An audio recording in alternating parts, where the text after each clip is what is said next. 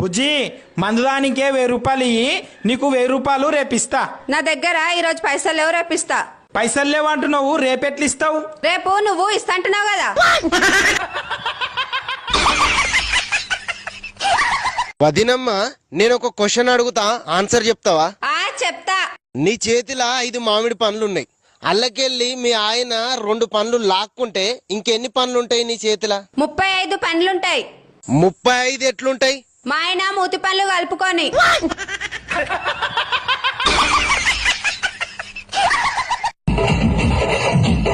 ఏమైంది బుజ్జి? మా ఆఫీస్ లో నాకు 2 ప్రైజులు ఇచ్చిండ్రు. అవునా? ఈ చిన్న ప్రైజ్ ఎందుకు ఇచ్చిర్రు? మా ఆఫీస్ లో వంట చేసినందుకు ఇచ్చిండ్రు. అవునా? ఈ పెద్ద ప్రైజ్ ఎందుకు ఇచ్చిర్రు? ఇంకోసారి వంట చేయొద్దు అని ఇచ్చిండ్రు. బుజ్జిది అక్కడ పెట్టు. ముఖాన్ని ఫ్రెష్ గా షైనీగా మెరుపులా మెరిపించుకోవాలంటే